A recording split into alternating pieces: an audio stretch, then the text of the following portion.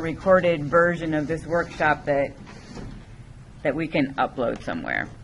All right, so I'm Sue Ramlo, and I'm from the University of Akron. I'm going to talk about creating and using video physics lessons, and so I hopefully will not kill you by going through some PowerPoint slides, and then I'll demo a few things, and then we'll have you guys play around. If you didn't bring anything, I'll let people come up here and play around with my little VisTablet, which I'll talk about in a little bit, but it's 99 bucks. It basically plugs into a USB, and you can annotate PowerPoint slides, or you can have another separate window come up and just do problem solving.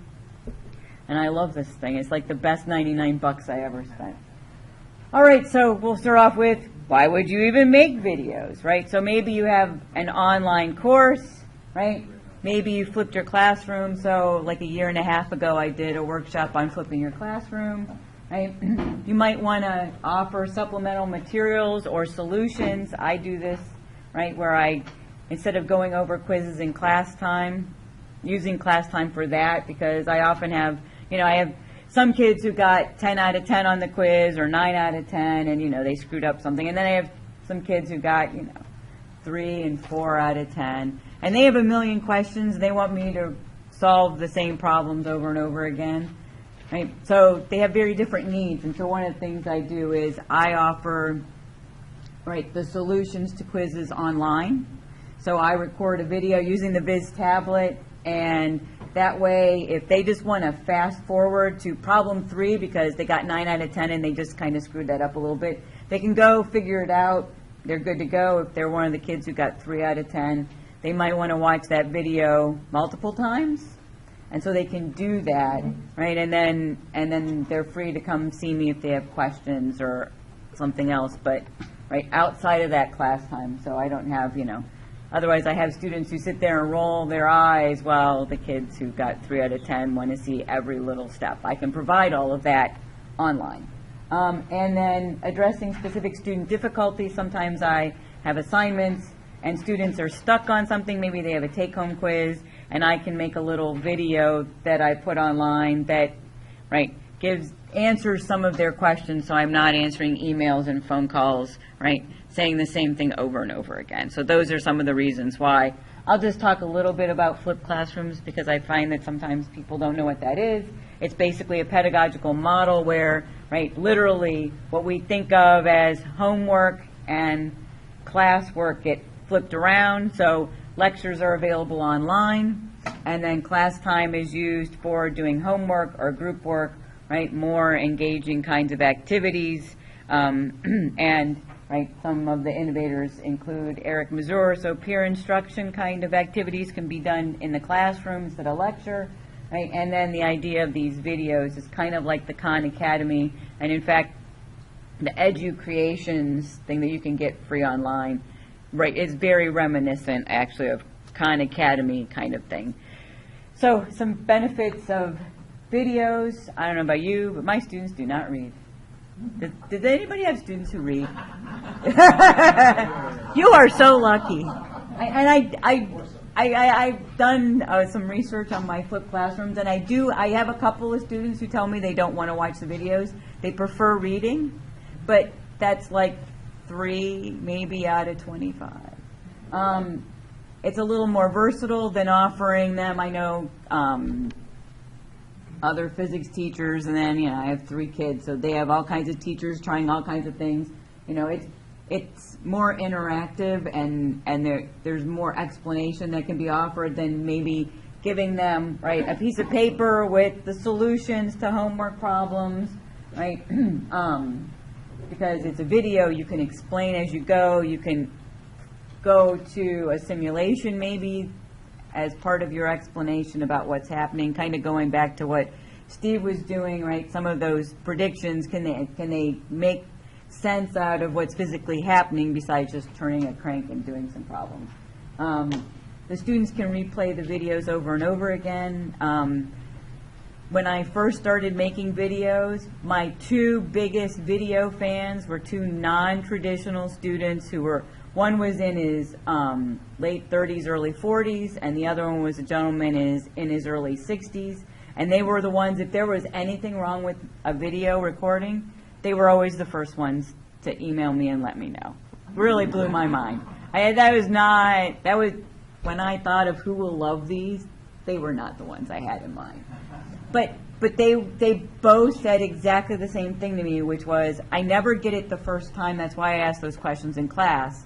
Now I don't have to ask as many questions in class because I can replay that video 4 or 5 times, and you're really telling me, you're explaining it to me. I'm just so busy trying to figure out the details the first couple of times that I just don't hear it. So by the time I've seen it multiple times, then I see and hear everything. It's like, okay, works for me. And of course, so there's audio along with the video, right? And again, I've been using it most of all so I can do more, right, interactive kind of things, active learning kind of things during my class time rather than lecturing and watching my students text their girlfriends. Right? So I'm not going to read this slide to you, but this is basically where I've used videos. I've used them when I created an online course. It was not a physics course. I have to tell you, my administration has been pushing me a little bit recently about making an online physics class, and I'm not really sure how to make that work. If you have ideas, let me know. I've gotten a lot of feedback from my students as far as flipping the class, which is what I've done in both my first and second semester physics classes, as well as a computer programming class. And it's interesting. I mean, some of them really like the videos, some of them hate the videos. They don't want to read the book or watch the videos. They want me to open their head and pour something, but that's a whole different thing. But the feedback I get is not so much about the videos, it's all about liking to do the things that we're doing in class. So the group work and things like that, although sometimes they like the group work because they learn, and some of them like the group work because it's social. But they do learn better. My test scores and stuff have gone up. So this is just kind of a general idea, and I used it for an educational technology class that I taught in the College of Education. They had to make videos, and in fact, for my grad class that was online, I made the instructional videos, and then they had to do presentations, but it was an online class, so they had to make videos. So it's another thing that you can also do, since a lot of this stuff is free.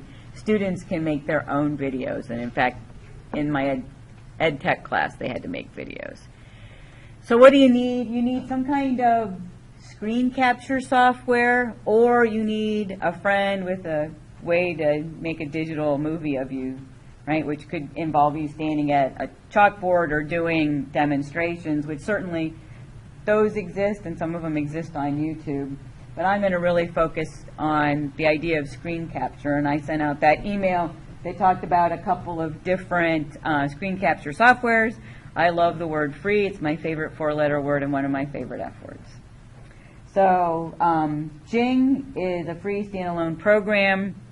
It's very easy to use. And I'll talk a little more about each one of these things. EduCreations is basically an interactive whiteboard that exists on a web page, which means it includes hosting as well as a way to record the screen, but it doesn't work with, say, PowerPoint like Jing could.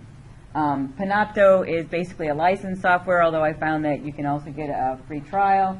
And Camtasia is what I'm using right now to record this PowerPoint, and it's basically Jing, except that it makes the kind of movies like MP4s that can be used to upload to places like YouTube. Yes, ma'am. I downloaded EduCreations and I thought that they said that you have to use it with an iPad. Can you use it with another device? Yes. In fact, here I can show you. I have it on here as on a web page. Right? So I can come in here and I can, this is my video that I made before, and so it literally, and then it'll load. My computer's not smart anymore. But I can write and annotate because I have this. You can use their little whiteboard. You can use like your mouse I don't recommend that. It's just like a very frustrating. Don't do that.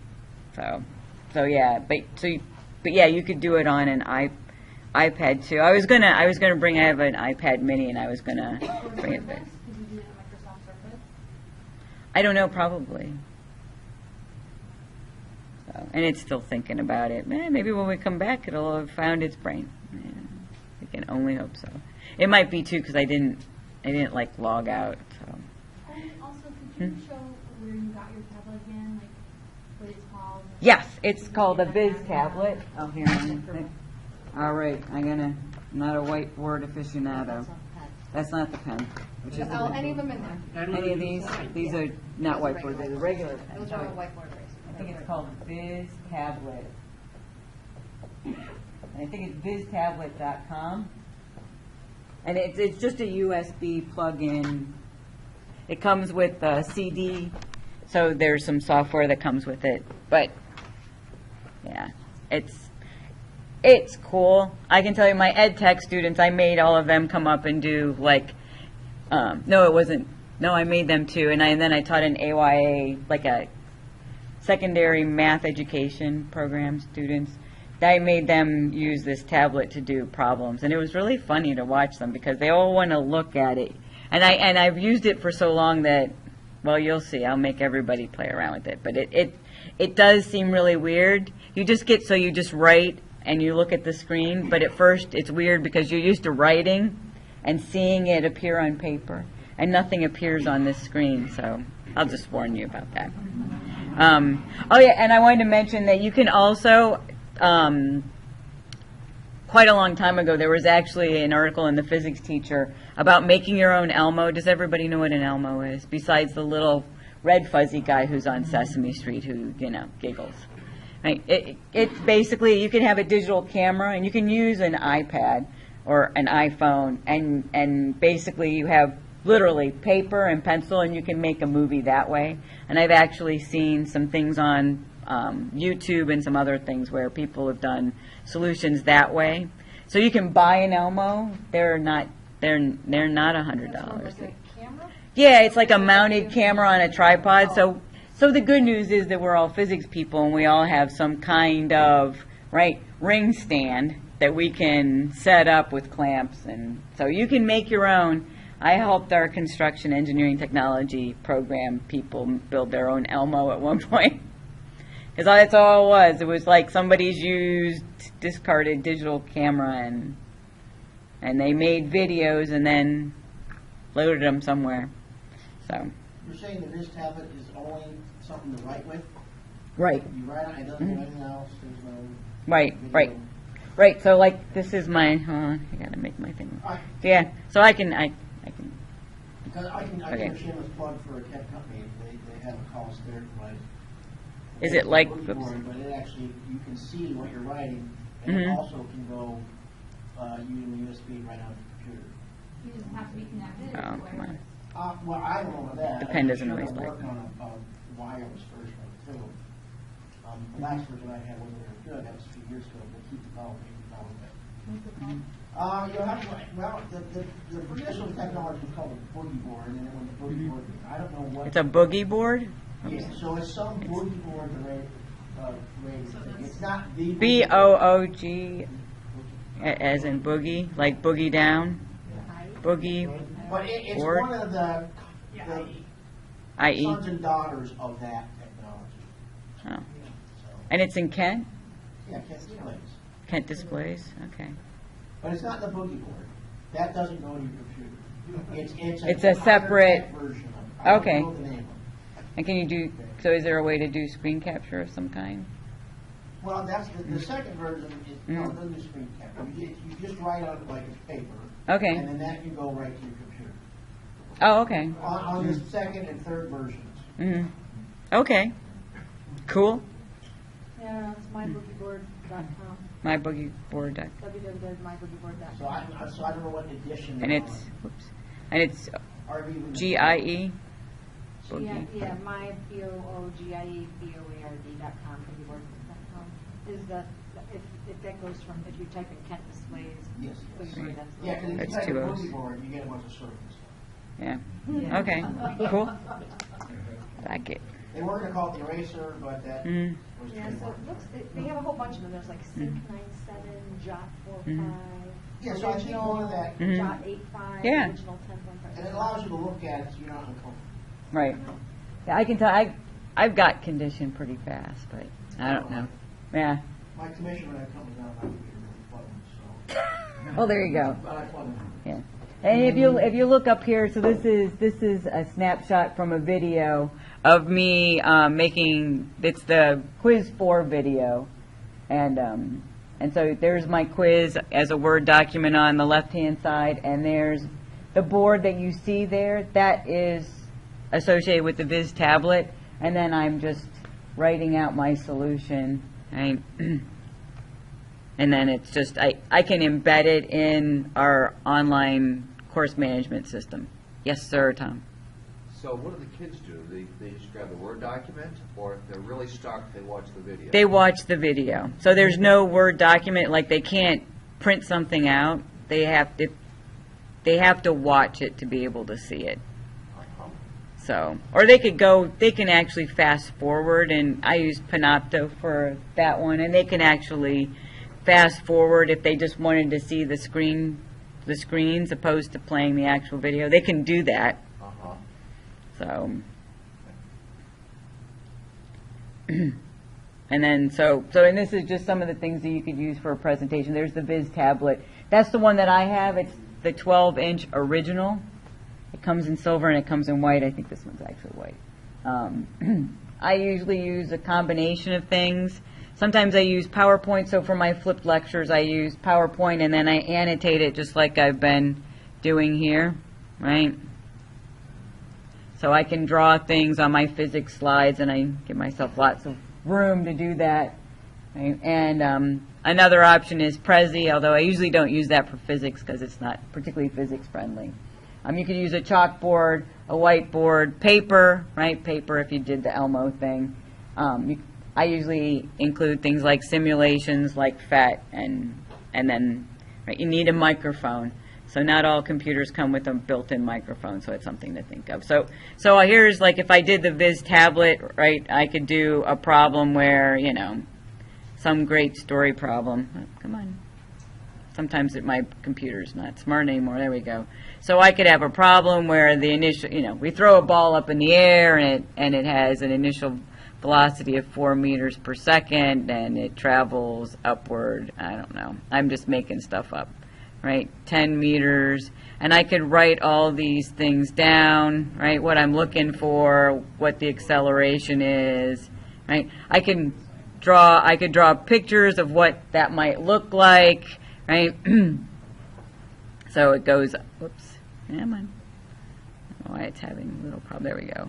Right? So I could have velocity versus time and sketch it out. So I can explain things, right? And part of why I like this, so I don't know how much you've done with classroom management systems, but we've had them for a while at the University of Akron, and it used to be that the English kind of people liked them because you could type anything, but doing equations and stuff like that was always problematic, and so this is also part of my way around those kinds of things, and I can draw. Did you make a mistake?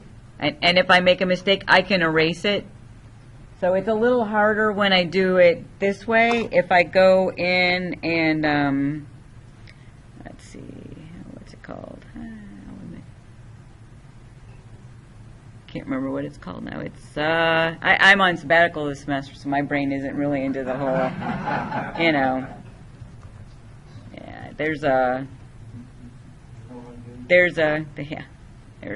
maybe if I type in VisTablet, it'll come up. There's a specific screen program that I can use. Oh, no, it's gonna find all kinds of stuff now, but not. It makes this blank screen, and I thought I used to have it on my little, see now. This is my real problem with my computer. The university has all this great software that makes it a pain. Anyway, there's the tablet thing, which I can't remember. Oh, there it is, FreeNotes, that's it. If I open this up, it makes it a lot easier because I don't have to turn the pen on. So now this is usually what I do when I'm doing problems, right? Oops. It's got to find its brain again. There we go. Because here I can go in and I can change colors, right? So I could have, say, everything purple is in the X, or is X, and then I can, right? So I can change colors, and that makes it a little nicer, and then I can erase, because I can come over here and I can go, oh, I didn't want that, right? Yeah. So this is on a different app?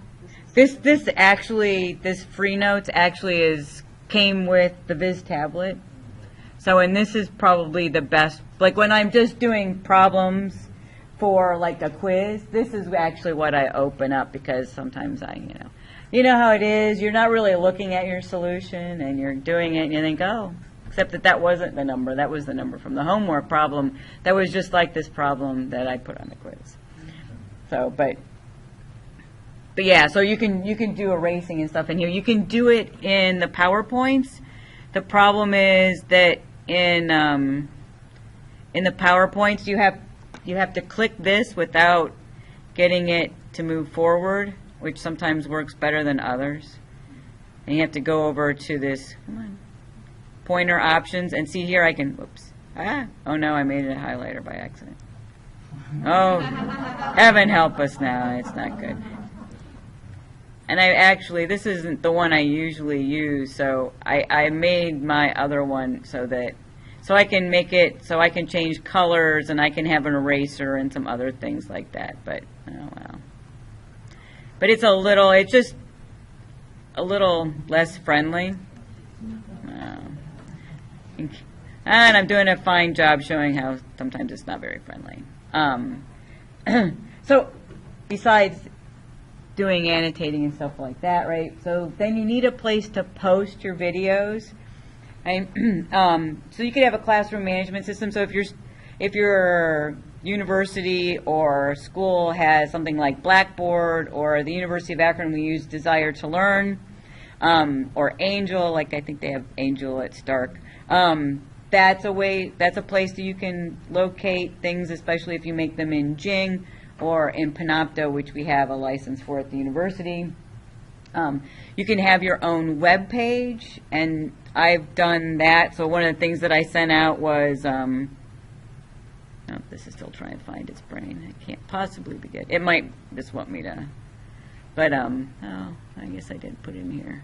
I don't remember what it's called. It's like a wiki. There it is. So, like I have my own wiki. It's really like a web page. I taught this education technology class, and they had to make a wiki, so I had to make a wiki, so I have a wiki. Right? And so I post things sometimes on here, right?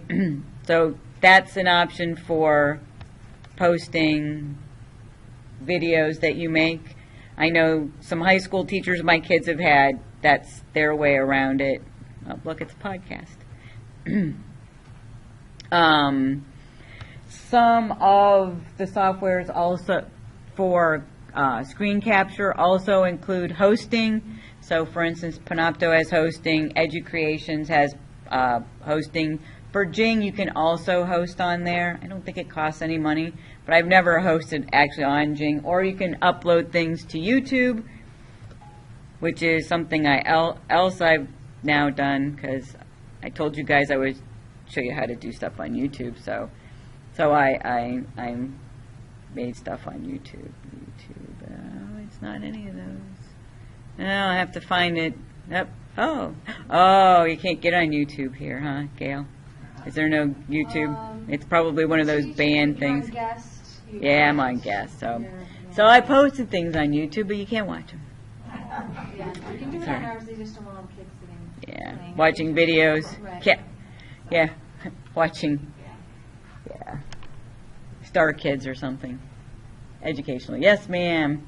So I'm trying to see, one of the things they are really pushing right now is to make all of our online classes accessible, including to the blind and the deaf. The transcripts of everything. Oh, wow. Do you know a really good caption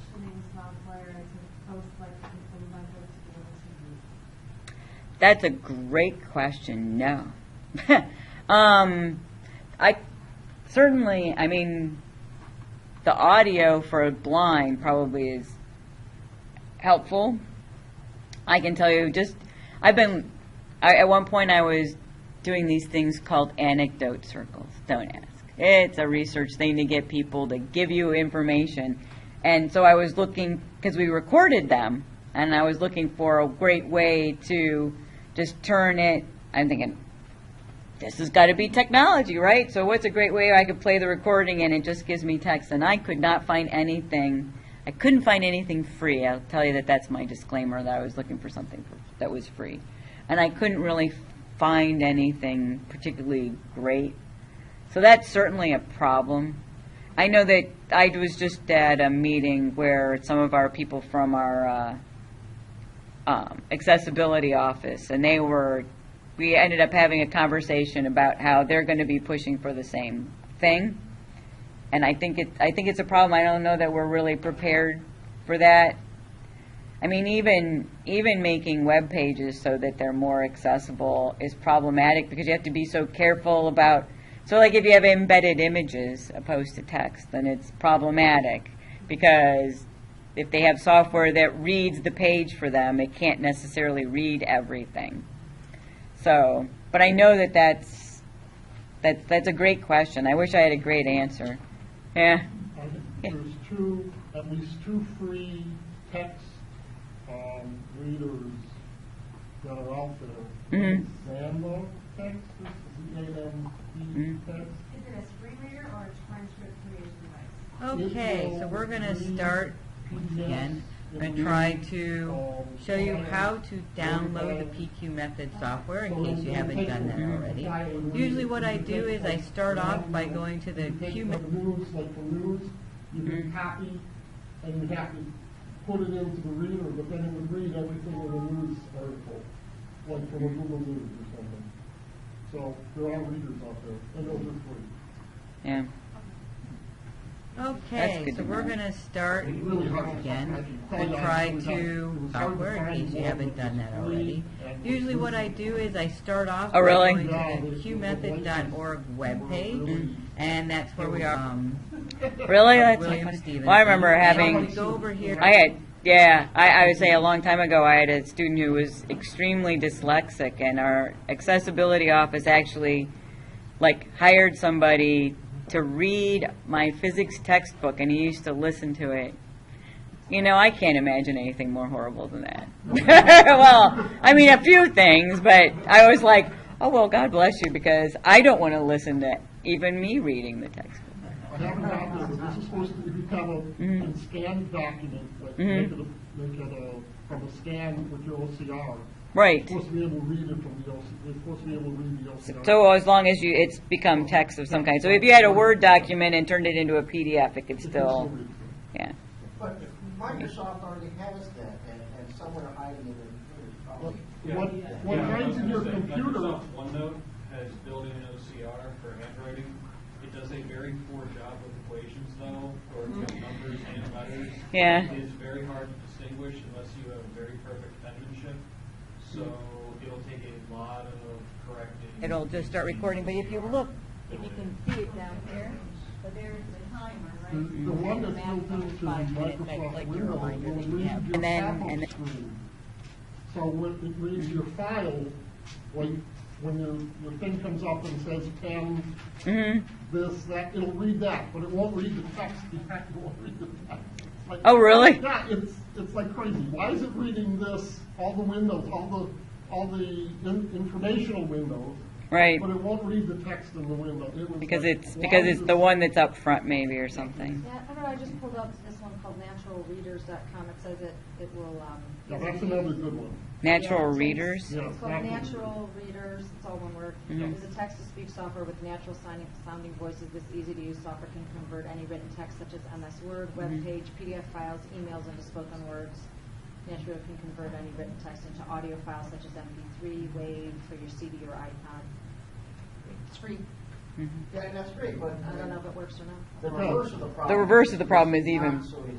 Yeah, And that's. there's a few The software reading out into there. text? one called Dragon. Dragon is the other one. Yeah, you gotta go Dragon. Even working a couple of years ago, and I had to transcribe some files from the interview, is you just had to sit there and listen to it, type it, and go back and rewind the tape, type some more. Dragon has a learning curve and also is very sensitive to ambient noise in the classroom. My wife uses it. She's an occupational therapist, and she sometimes has to use it for handwriting with kids that don't have handwriting problems. Brute force transcribing. Yeah, it's really difficult. It's Yeah. really difficult to train. You have to train the computer, and it's really difficult to do that. Wow. Yeah. So the answer is, it's a problem. The Tri-C should have some transcription services. Yeah. I mean, there's professionals that do that. They have foot Right. pegs to rewind, when they're typing, they have foot pedals to rewind the audio and Right. forward it. So it actually Yeah. is professional. Yeah. I can tell you that previously when I did anecdote circles with somebody else for her dissertation, and she hired a professional transcript person. So that's always an option, I guess. Especially if your accessibility office will pay for it. Yeah. How, I'm trying to get an idea of the scope. Well, let's say a given unit, like 1D kinematics. How much of your course is video? I don't lecture in class at all. So it's all So video? it's all video. It's all video except for, and I actually make videos. So in class, I let them ask me questions about the homework. They get 10 problems a week, and I will work out up to 5. That's to keep them from asking me to do every problem, even the ones they don't really want to see, because it keeps them, it keeps us from moving forward, and that seems like a good idea to a lot of them. Yeah, you know what I'm talking about. So do you do demos too then? I do FET, so I do simulations a lot of times. I also have some hands-on demos. So, and those I don't videotape. I do videotape when I do the homework problems. I videotape those in class, and then I post them, mostly because you know how it is. Like, you're solving them, and they tell you it all makes sense to them, and then later on they go to do the next homework set, and then suddenly it doesn't make any sense to them. And they can go back and they can say, well, this problem was a force problem that was just like problem 47, except now we have added friction. So now they can, and we did problem 47 in class, so then they can go and rewatch 47. I've usually given them blatant hints about, problem 73, which is problem 67, except with friction, so. And just, sorry, one thing, going back to the speech-to-text recognition, if you're looking, because equations are notoriously terrible, Math Talk is... Math Talk? Math Talk. It's not cheap, it's $275, but I was going to say, but you can do that, and it can actually do calculations for you. I had a kid who sliced her hand and did nerve damage and could not write for 6 weeks. Can't hold a pen, not allowed to. So we needed to come up with something that she could do to take notes herself or do her homework. Wow. So you said it's 275, you want to have a license for this for the whole class or just that one? 275 for one. I say that's then probably, if yeah. If you combine it with the Dragon, the premium for Dragon, it's $475. Wow. And then you combine it with the Pro version of Dragon, which is the really good one, it's $875 for Wow. So did she get this on her, did she purchase this one? Yeah, the parents purchased stuff to help her get, like, Wow. Dragon has a free iPad version, but for the computer, they did Dragon, they decided not to do Math Talk, but this was what we found as, and it will do the calculations yourself, you don't need a calculator, and it can handle calculus. Wow, really? Yes. I say that's because I'd say I had a student who broke his hand. Of course, he broke his right hand, and he was right-handed. And yeah, you know what his solution was? He got really good at writing with his left hand. It's true. All right, now I want to actually turn off my. Oh, there we go. I think. and now I can't turn off my pen. That's always the problem. This is always my, there we go. Yep.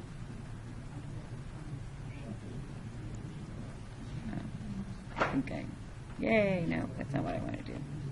All right, so I'll see if I can get started with Jing. All right, so I just want to show you a little bit of Jing. Hopefully it can run while I'm also doing Camtasia. Oh, yeah, there we go. So Jing it's free. What it really makes is what's the equivalent of little flash movies. And the nice thing about Jing is that it forces you to make short movies because the free version will let you make up to 5 minutes, and that's the maximum. And I'll tell you that because it makes this SWF, which is basically a flash kind of file, you cannot upload it to YouTube unless you then do the 30-day trial of Camtasia, and Camtasia can turn it into an MP4. But then, you might as well just use Camtasia. How expensive is that Camtasia? I don't know. I have the free 30-day trial. Here, maybe somebody can Google it. So, and this is just what this looks like, Jing. Come on. Stop. So it looks like this little sunshine. What's that? You keep you a free trial every month. I don't know. This is the first time I got it because I had used Jing. The University of Akron uses Panopto, and so it's free to me. So that's what I usually use, and I can do all kinds. So I used Jing actually when I made my online course. I did it this way. So that I just basically showed it what part of the screen I want to capture, and then I can capture just an image. So if you want to do screenshots and you don't want to spend money on something like Snagit, then you can take screenshots using Jing. It's really great if you want to, easily lift things off websites. Have you tried Camel Studio? Camel Studio? Camel Studio? C-A-M-O Studio. Oh, Camo Studio? No. It's like a screen capture. Okay, that's what basically this is, yeah. Screen capture parts of your screen, and then you can add audio to it and make it SWF. It's a free one. Yeah, this is free, and Jing does audio also. So yeah, so you can do just a screenshot, or I can hit capture video. It tells me my mic is on, and then it has a countdown, and then it'll just start recording. But if you can see it down here, so there's the timer, right? And then the maximum is 5 minutes. That's like your reminder that you have 5 minutes, and then you're done, right? And I can change slides, and it records all of those things. It's just a little different. It's that SWF kind of file, which again means you can't upload it to YouTube, but it's really easy to upload it to a web page. So that's right. You can do that one. Yeah, So some of the things that I have in here. Here's my research seminar, I think. So, oh no, that was an advertisement. Oh, it's under teaching demos, I think. So I have all kinds of things in here. So here, So this is what a Jing video looked like that I made and then uploaded into a web page. Right. So, and you can stop it and all that. And so that's just a way of hosting it. Oh, does it have sound? Ooh. Oh, I just turned it off. So there. But yeah, so here, let's see if I can make it do it. Which one was it? Teaching demos. So yeah. Oh. Well, I can't really hear it, but that's, it's probably probably my, the Camtasia. Okay. So this is just done on Jing, right? And it's nice because you can just, it's really easy for something like a wiki, like web page. It's really easy to embed something like that because you can just literally upload it in there, and it shows this, basically the icon, and displays right embedded into the page. your students have trouble with needing the latest and greatest software to get that to play? Mm-mm. No, I had no problem. I can tell you that, hold on, I want to do that. I can tell you that, here, I'm going to stop this. For Panopta, which is our university license, for that, like, it does not like, for instance, Internet Explorer. It likes Google, and it's okay with Firefox. But all the technical problems I've ever had students have was always because they use Internet Explorer. So, but I don't think my students had any problems looking at the stuff that I had embedded on my web page at all. That all seemed to play just fine. They do have to have I think they have to have the Flash add-on in Google or whatever they're using, because it's not moving. And so this is what the Jing video looks like. It'll just start recording, but if you look, if you can see it down here, there's a timer, right? And then I can come in here. The nice thing is I can come in here and I can save it. Right? So I can save it as a separate file. So I can have a whole collection of, and I mean, you know, it's date stamps it, but it doesn't have to be. If I go in, oops, so many things open, just like when I'm at home. These are the ones with the little yellow thing here. These are all the original SWF files I made in Jing. This video here that looks like a little scroll, those are MP4 files, and all I did literally was open it up in Camtasia, and it automatically turned it into, I imported it, made it into an MP4 file. So, and you can embed those too. So and you can put them on YouTube. I never thought I wanted to post anything on YouTube before. But I hope this is, because I turned off the pen. Oh, no, I don't want to.